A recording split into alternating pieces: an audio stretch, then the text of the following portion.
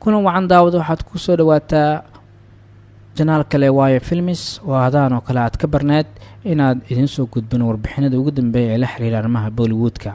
haddaba maqaalkan maanta waxaan ku soo qaadanaynaa xidigta dhawaan ku soo biirta film jilista sidoo kalena isha lagu wada hayo maadaama ay hooyadeed saameyn weyn ku dhex lahayd filmada Hindiya iyo koonfurtaba. xidigta mustaqbal ku leh Bollywoodka ayaa ah Janvi Kapoor, waxaana iska dhaleen halyeeyada geeriyoote ee Shira Devi iyo film sameeyaha weyn Bonnie Kapoor.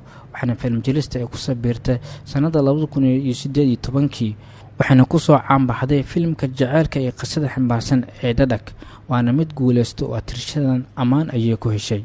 Janvi Kapoor ayaa sheegtay inay ku dhaxnooshahay riyadeeda, arrintan ayay ka sheegtay waraysi ay bixisay.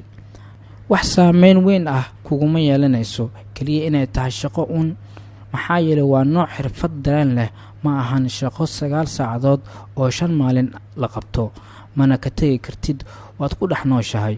aad baan nasiib ugu yeeshay inaan sameeyo, mana jirin wax kale oo aan sameeyo. waxaan joogay goob aan mudnaa inaan fursadani igu soo baxdo, si fududna ma ahayn, waa wax labaad ee waxaan hubay ayay ahayd. xidigtan ayaa la weydiiyay inay dadka soo dhaweyn ka heshay ayna isku fiican yihiin maadaama waalidiinteeda la wada yaqaan. xidigtan ayaa ku jawaabtay, waxaan u maleynayaa in dadka qaar ay ii wanaagsan yihiin waalidiinteeda awgeed, qaar kalena aan ii wanaagsaneyn. waxaana jira qayli ku karinaysa ama ku saabsan filimkii koowaad, labaad iyo kan saddexaad. waxaa jira hidde isku mid ah, laakiin aniga waan ka duwanahay hooyada iyo aabahay. waxaan haystaa waxaan dhaho, taas oo ah qofnimadeeda iyo waxaan ahay.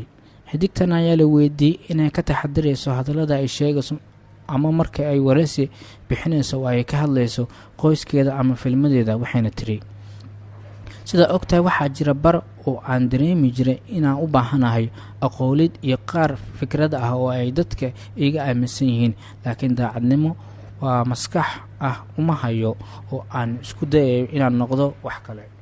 xidigtan ayaa ugu dambeyn la weydiiyey inay qaadayso wadada hooyadeed iyo inay dhammaystirayso ujeedooyinka hooyadeed Shira Devi. waxayna ku jawaabtay, waxaan dareemayaa mas-uuliyad dadka ku aadan iyo midda ku aadan shaqada ay qabatay, xitaa marka laga soo tago shaqada inay nolosheeda wax fiican u samaysatay oo sharaf iyo bilic ah.